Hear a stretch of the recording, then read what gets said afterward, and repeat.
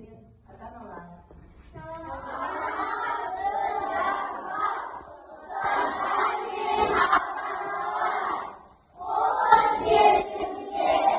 Жарайсыздар балалар, саламатсыздар, отырыңдар.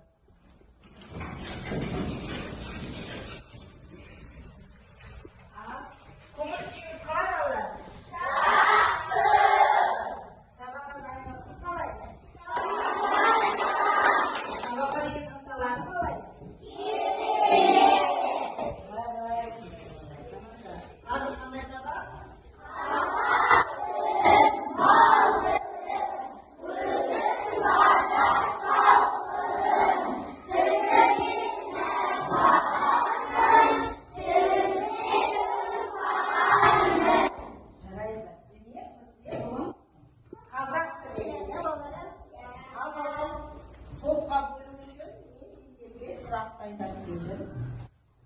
Қалай сұраққа жауап бересіңдер, сол сұрақ бойынша сұраққа беретін боламын.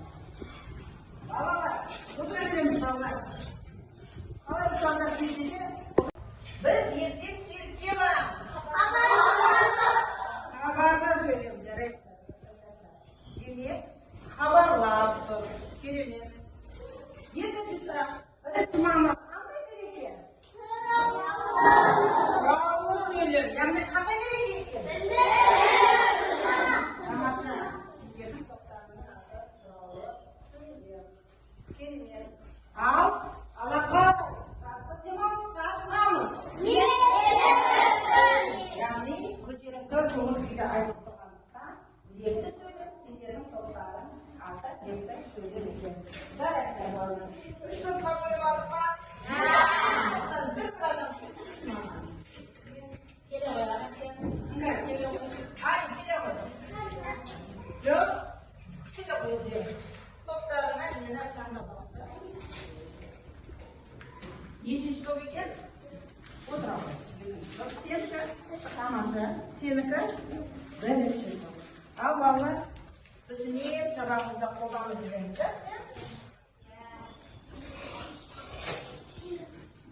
Яғни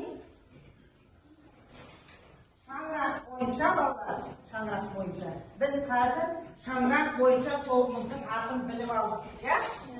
Дұрыс па балалар? Енді осы шаңырақ бойынша мен сендерге өздерің бағалап отырасыңдар. Түсінікті ма? Жарайсыздар. Неше бұл жерде? 8. Ал, тамаша. Өзіміз бағалап отырамыз. Қаншадан алдың бүгін?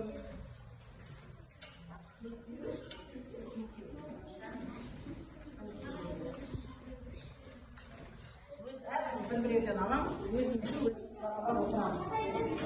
Мен тұра беремін.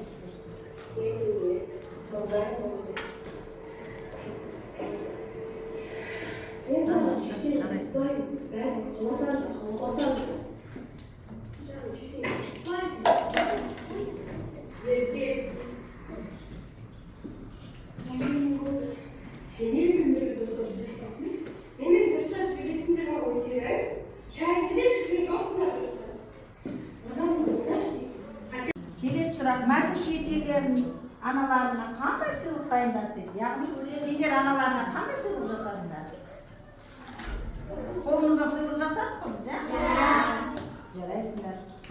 Өзің анаңа қандай сыйлық жасадың? Тамаша. Мәтіннің анаға құрметтеп аталу себебін дәлелдейікші. Не себеп болай айтқан? Анаға құрмет Тамаша.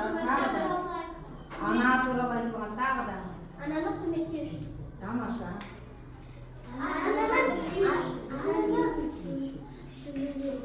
Тамаша.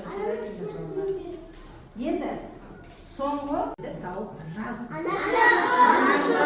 Ал енді дәптерімізді ашамыз. Әдемі.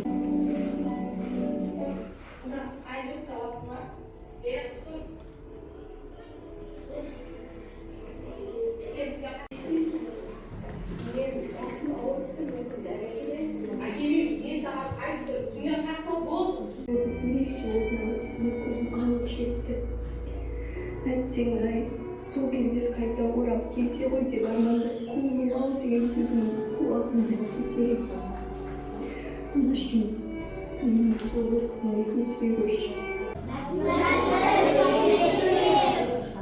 мәтін және сөйлем. Бүгінгі біздің тақырыбымыз мәтін және сөйлем. Мақсатымыз әңгімелеу мәтіні, сипаттау, пайымдау мәтіндерімен танысатын боламыз. Және де солар бойынша сөйлем құраймыз. Міне қараймыз балалар, тақтаға қараймыз. Тақырып түсіндіріп өтейін, тыңдап алыңдар. Яғни мәтін, әңгімелеу, сипаттау, пайымдау. Қандай да бір оқиғаны баяндап тұрады. Яғни оның сұрағы не істеді деген сұраққа жауап береді. Екінші, сипаттау. Бір нәрсені, затты сипаттайды. Яғни қандай деп сұрақ қойды. Үшінші, пайымдауға белгілі бір пікірді түсіндіреді. Дәлелдейді. Не үшін деген сияқты сұраққа жауап береді. Енді мұқият тыңдап аламыз балалар. Өте күрделі тақырып бүгінгі сөйлем мүшелері атқаратын қызметіне қарай бөлінеді екен. Яғни тұрлаулы, тұрлаусызды. Біз әзірге анықтауыш, пысықтауыш, толықтауыштарды өтпедік. Бірақ біз бастауыш, баяндауыш өтіп жүрміз бе? Тамаша, өтіп жүрміз. Енді қараңдар балалар. Бізге қалай дейді? Бұлардың дейді, мұқият Алидар қараймыз. Ішінде бастауыш пен баяндауыш сөйлем құрауға негіз болады дейді. Ал баяндауыш олай жасамайды екен. Ол тек берілген сөйлемдер кеңейтеді. Тамаша, берілген сөйлемге ғана неғылар екен. Балалар, сабағымыздың бастамасы тұрып, мына бейнероликке назар аударайықшы. Олар өздеріне сөздер құрай алмайды. Тамаша, керемет жарайсыңдар. Переиграется. Переигрально хорошо. Төралқасынан үлкен қондырғы жасап әкелді. Тамаша, жарай. Мен оған ақпарда көріп, оның ортасына көмір сүйресін салды. Маржан мен салған сүйрет бойынша кесте түтті. Тамаша, балауса. Бүкіл ғаламға сәулесін таратып тұрған күннің ортасында анамыздың суретін орналастырдық. Керемет. Суреттің астына мен ана біздің күніміз деп әдеміладым. Тамаша. Ясина. Дос шығарам. Жинады. Тамаша. Али. Маржан табақ бұрындарды дастарханға шақырдық. Тамаша. Аналар күнінде ерте тұрып үй жинады. Маржан тамақ дайындады. Біз анамызды дастархан басына шақырдық. Жоқ. Кім? Ұлжан жалғастыр. Отыра қой. Анашым, мерекеңіз құтты болсын, дедім күнінде. Мансұр. Біз сіздің жақсы көреріз деп Асқар анамыздың құшақтады. Маржан сыйлығымызды ұсынды. Ананы құшағымызға алып сүйдік. Тамаша. Асилет. Аналар күні қарсаңында біздің отбасымызда балалары үлкен Асқардың. Біз алғашқы сабақта қандай тақырып өттік? Қандай тақырып өттік? Мәтін және сөйлем. Не болды ұмытып қалдыңдар ба? Ал енді сол бойынша есімдерге сұрақ дайындадым. Сол сұраққа әр топтан жаймен шығып келдер. Келе ғой, тез келеміз. Мәтін дегеніміз не екен? Оқимыз тез. Мәтін дегеніміз бір-бірінің мағыналы байланысқан екі есімдерді құрайды. Келіңіз. Келе ғой. Оқы бірінші. Қатты оқимыз.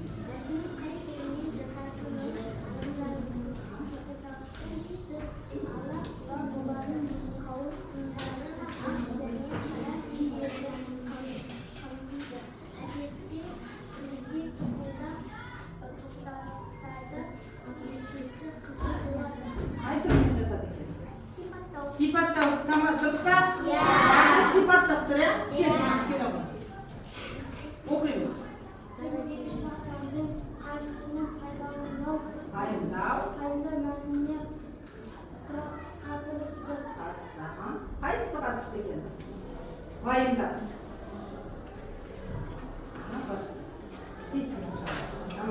Қалай? Неліктен? Керемет. Жоқ. бұл топтан үшеу кім келді? Әсел келе ғой. Екінші топтан тез. Ал бірінші оқимыз, дауысын шығарамыз.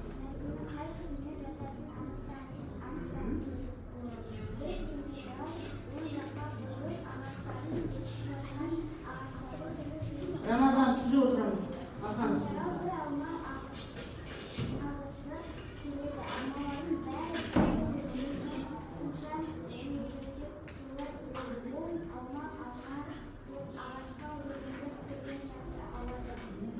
Қандай сөйлемдер? Мәдениет.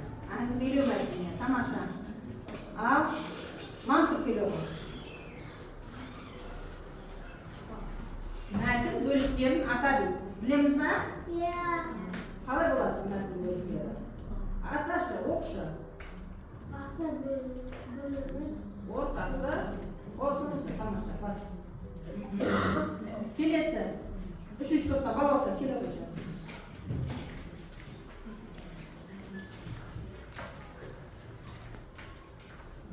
Оқимыз. Мәтін мазмұны дәрежені жеткізетін тақырыпты таңдаңыз. Мақта қар жауып тұр, мақтаншақ, айнал шашып ақмоншақ. Мақта қар. Тамаша. Келе ғой. Нұрдәулет кел. Кәусар дайындалып отыр. Оқимыз. Сөйлеу сөзді сөйлеу әрекеті бар. Расында қолданылатын негізі коммуник. Коммуникативді бірлік. Ал қандай неге жатады? Тамаша. Ал соңғысына келе ғой кәусар. Оқимыз. Мәтіннің мағыналық түрге мәтіннің оқшауланған және мағынасынан мазмұны. Не екен ол? Тамаша. Демек, мәтінге не қойылу керек енді? Тақырып. Жарайсыңдар балалар. Тамаша. Керемет. Ал келесі үшінші топтан келе қойыңдаршы. Сөйлемге шығамыз. Кел, Алидар келе ғой жаным. Ал сөйлемнің түрлерін ойлағаншы ғана. Сөйлем дегеніміз не екен? Оқимыз. Сөзден тұрады екен сөйлем деген. Тамаша отыра ғой. Кім не қылмады? Айша келе ғой.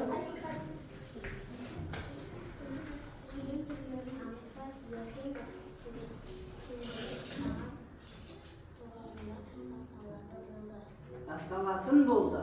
Не істеп тұр? Хабарлап тұр. Тамаша отыра ғой. Кім келмеді? Мұстафа келе ғой. Балалар атсалысып отырамыз барлығымыз.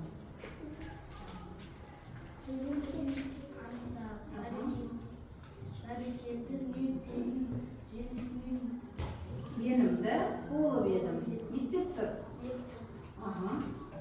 Қуанып, көтеріңкі көңіл күй айтып тұр. Тамаша отыра ғой. Ал келе ғой. Оқимыз бірінші. Ертегі журналист уақытты неліктен өзгертті екен? Не істеп тұр? Сұраулы. Сұрап тұр, ә? Келе қойсыңдар. Бұл.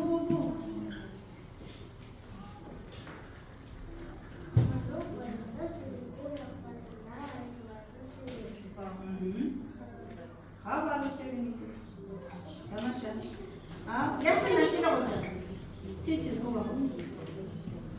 Бірінші тапсырманы оқимыз.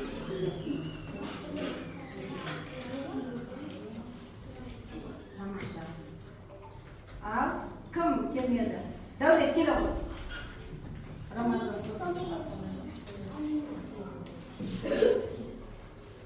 Оқимыз. Дауысын шығарып.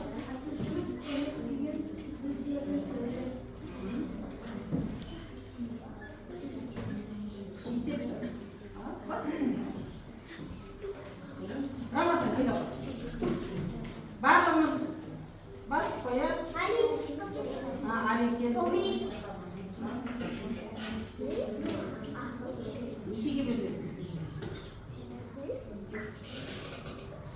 Сөйлем нешеге бөледі балалар?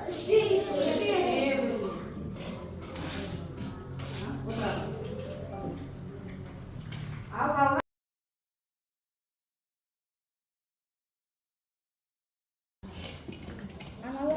жақсы қалды. Анамызға сыйлық дайындайық деп ұсыныс жасадық. Жасаймыз. Бірінші топтан асықпаймыз. Мен қазір сендерге киіз үйдің көрпешелерін тарататын боламын. Осы көрпешелерді өз киіз үй шаңырағына апарып салатын боласыңдар. Ал барамыз. Үшінші топ. Бәріміз бір жерге қаламыз. Жетті ма бала? Жасылға. Тамаша. Қан?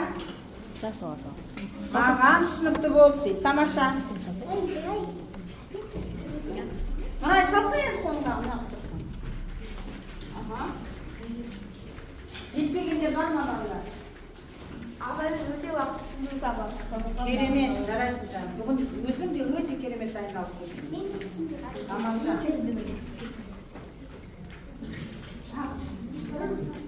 Болғандарыңыз отыра береміз. Қайда кеттің?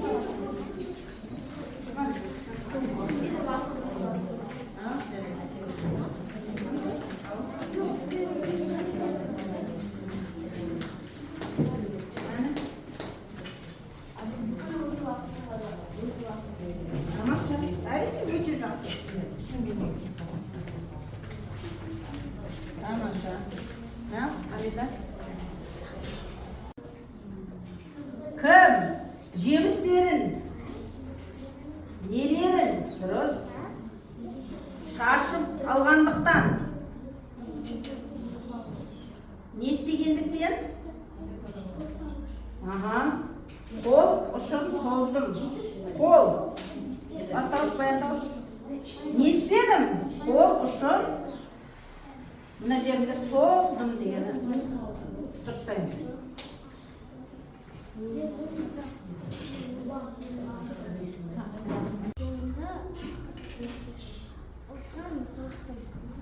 Кел жарайсыңдар, тамаша. Енді үйге тапсырма. 7-ші жаттығу. Оны не істейміз? Ашық хат жазып келеміз. Яғни достарымызға, туыстарымызға, аналарымызға кімді қалай жақсы құрметтейміз, соған сұрақ бойынша қаратпа сөз арқылы сыйлады. Мен анамды мерекесімен құттықтаймын. Тамаша. Жолда апайға шашып алған алмаларын жинауға көмектестім. Балалар, міндетті түрде бастауыштың астын бір, баяндауышты 2 рет сызамыз. Анықтауыш, толықтауыш, міне. Анықтауыш, толықтауыш. Коридорға шығып,